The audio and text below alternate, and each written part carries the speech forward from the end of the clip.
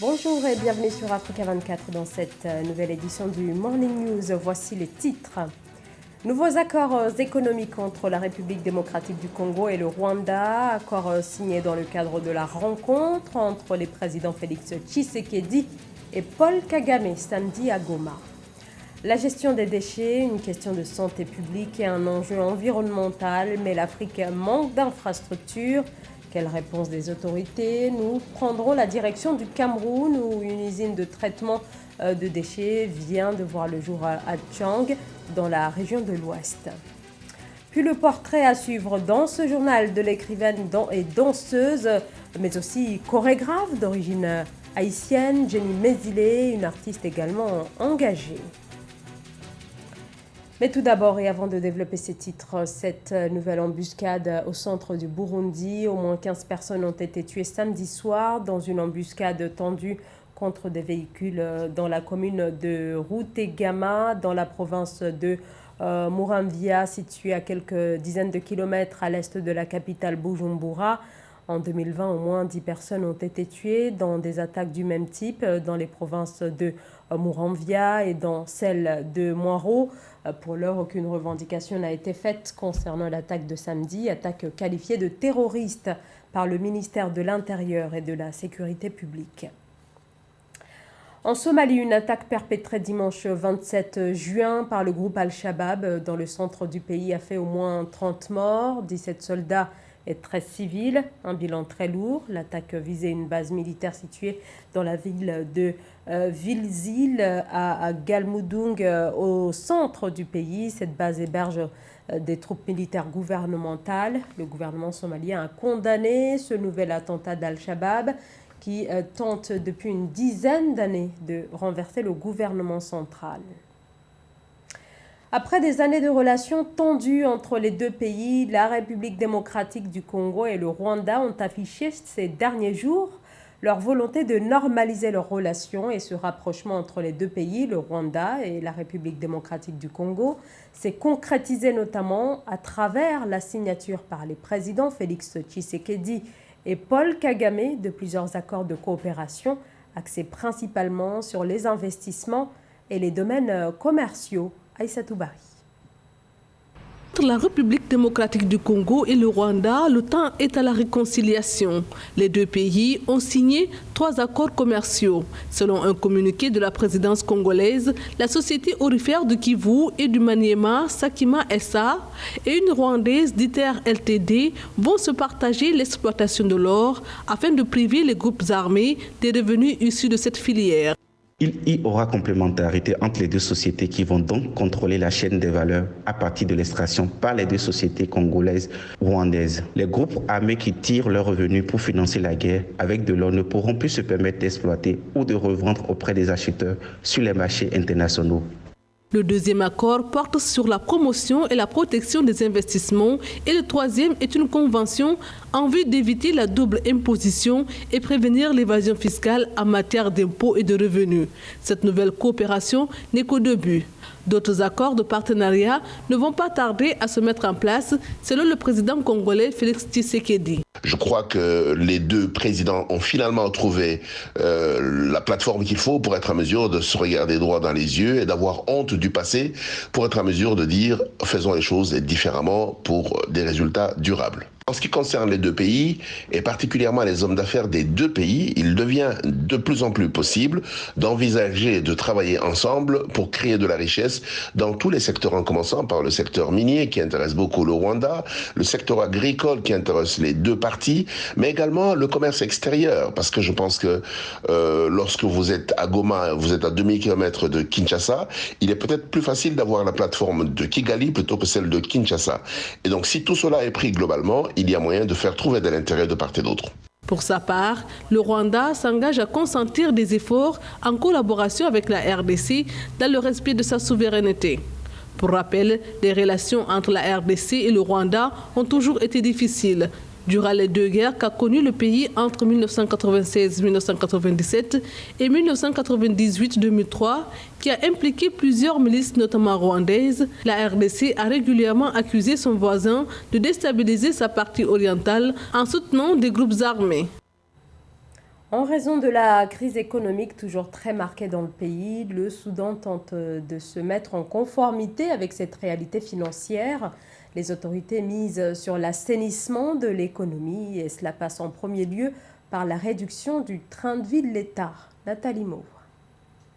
Le train de vie de l'État sera revu à la baisse au Soudan. La réduction des dépenses publiques a été décidée le 26 juin 2021 par le gouvernement. Le Soudan réduira de 50% les coûts des voyages officiels à l'étranger, de 20% les quotas de carburant pour les véhicules gouvernementaux et restreindra de 25% les budgets des ambassades, entre autres mesures. À partir de juillet 2021, ces actions vont permettre de faire face aux difficultés économiques que connaît le pays. C'est assez intéressant de la part de ce pays et c'est une idée assez stratégique et assez innovante afin vraiment d'avoir des dépenses publiques qui soient bien gérées et qui soient efficientes. En faisant des économies sur les dépenses publiques, le Soudan souhaite investir dans des actions sociales. Les autorités veulent faire passer de 3 millions à 15 millions le nombre de bénéficiaires de projets de soutien familial appelés Tamarat. Aussi, le gouvernement versera une subvention mensuelle de 10 milliards de livres à tous les travailleurs de l'État non soumis à l'impôt dès le 1er juillet 2021. Pour ma part, je pense que c'est une bonne idée que le Soudan souhaite mettre en place une réduction des dépenses publiques. Ça va leur permettre de mieux gérer les déficits et ça va surtout leur permettre de débloquer un montant suffisant pour réorienter ces dépenses vers des dépenses non pas de fonctionnement mais des dépenses d'utilité et surtout des dépenses qui vont viser à réduire les inégalités sociales.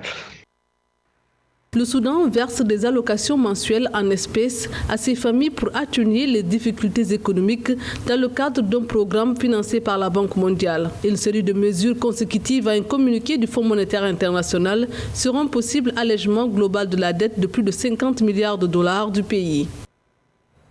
La gestion des déchets, une question de santé publique et un enjeu aussi pour l'environnement, mais une gestion devant laquelle l'Afrique subsaharienne est totalement désarmée. Au Cameroun, les autorités tentent d'inverser la tendance avec l'ouverture dans la commune de N'Tchang, dans la région de l'Ouest, d'une usine de traitement des déchets. Il s'agit de la toute première station de tri semi-autonome au niveau de l'Afrique subsaharienne. Reportage signé Viviane Dauken, commenté par Ruth Mouzi. Voici le premier centre de tri modulé installé au Cameroun. D'une capacité de traitement de 1000 tonnes par mois, cette infrastructure est une initiative de la commune de Tchang, région de l'Ouest, dans son projet de valorisation économique de déchets. D'un coût total de 800 millions de francs, cette infrastructure de traitement des déchets apporte une bouffée d'oxygène aux agriculteurs sur le coût d'achat des engrais chimiques évalué à 25 000 francs pour 50 kg contre 2 000 francs pour le compost bio. Parce que n'oublions pas que nous sommes en train de promouvoir ici l'économie verte, l'économie circulaire. Et nous sommes en train de créer des emplois parce qu'il est bon que vous sachiez que nous avons 2 plateformes de compostage, celle d'Engui et celle de Sinté où nous sommes, qui emploient globalement près de 100 personnes. Ça signifie que nous travaillons dans le cadre de la création d'emplois, dans le cadre de la création de revenus. Et c'est la mission qu'on nous a confiée dans cette ville en opérant le choix sur nous, c'est-à-dire les populations.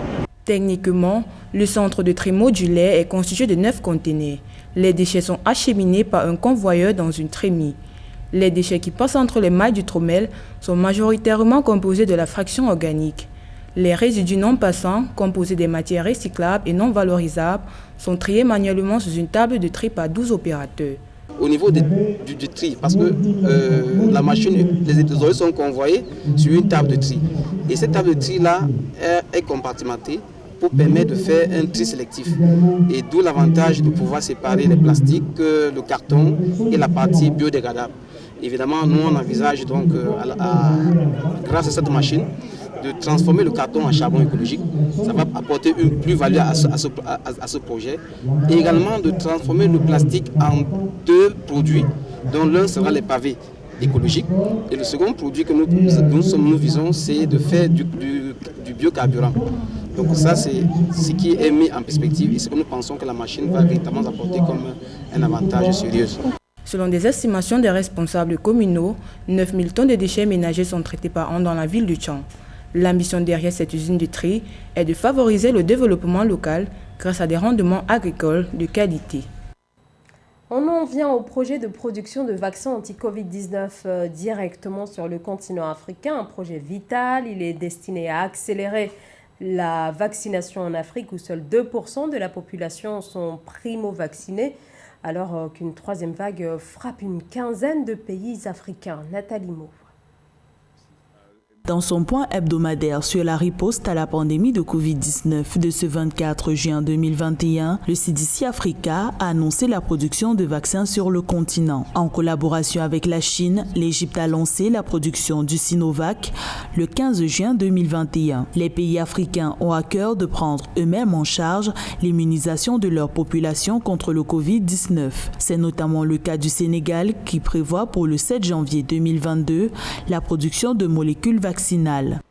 Il est très encourageant de savoir que dès 2022, le Sénégal va produire des vaccins contre le Covid-19. Cette information, couplée à celle concernant l'Égypte, sont satisfaisantes du point de vue du CDC Africa. Tout cela pourra être intégré à la stratégie continentale de vaccination contre le Covid-19.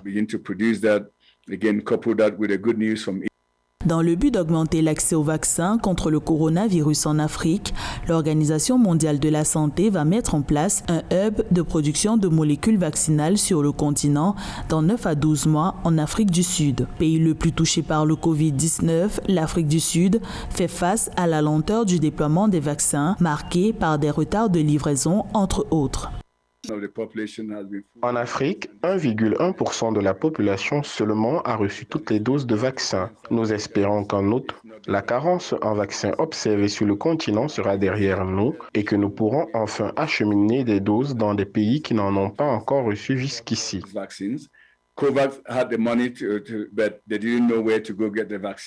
L'Afrique est désormais au cœur de la troisième vague de la pandémie de Covid-19. Les données du CDC Africa informent que 20 pays connaissent actuellement ce stade de la maladie. Un constat qui suscite le pessimisme du CDC Africa. L'organisation a indiqué que l'Afrique est en train de perdre la bataille contre la poussée du coronavirus. Partons à la rencontre de Jenny Mézilé, une écrivaine, danseuse et chorégraphe d'origine haïtienne, une artiste de premier plan à l'international, notamment à travers le festival qu'elle a lancé depuis plusieurs années. Il s'agit du festival Afrique Urban Art qui réunit chaque année les amoureux des arts de la scène et la nouvelle édition se prépare actuellement en Côte d'Ivoire, toujours sous la direction de Jenny Mézilé, qu'Ange Bijou-Nomenio a rencontré. Jenny Mézilé est une artiste dans l'âme, une danseuse professionnelle accomplie. L'utilisation de son art lui permet non seulement d'exprimer ses émotions, mais également d'impacter son entourage.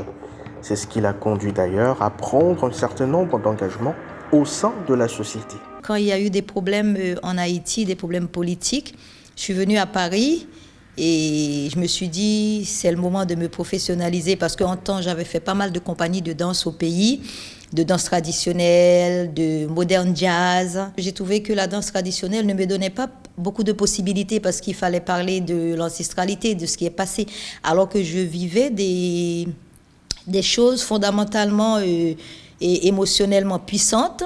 Pour moi, c'était vraiment important de me positionner dans une démarche artistique et pour que je puisse m'exprimer, quoi. Et la danse contemporaine donne cette possibilité de parler de ce que tu vis, de ce que tu ressens, avec toutes les émotions qui en peuvent découler. Et c'est dans ce contexte que le festival de danse contemporaine Afrique Urban Art est né. Ce programme, qui se déroule tous les ans, vise à rassembler les amoureux de la danse autour d'un même espace. Cette année, il aura lieu du 9 au 11 juillet 2021 en Côte d'Ivoire et aura pour thème « Ne suis-je pas femme ?» une manière de rendre un vibrant hommage à la gente féminine. Nous sommes à la 8e édition et j'ai initié ce festival avec mon équipe en 2012, juste après la guerre et la grande crise politique que la Côte d'Ivoire a connue. Et je me suis dit, il faut les artistes, tout le monde est parti, soit au Mali, au Burkina, nanana, on attend que ça se calme. Et il fallait que j'initie un projet phare, quelque chose qui peut vraiment rassembler les gens et les pousser à s'y reconnaître et à s'engager, à recommencer à voir l'avenir. Le festival de danse contemporaine Afrique Urban Arts se tient tous les ans. Jenny Mézil, qui en est la promotrice, se bat pour l'expansion de cet art qui est très souvent négligé. C'est la fin de ce journal. Merci de nous avoir suivis. Dans un instant, une nouvelle édition de l'actualité sur Africa 24.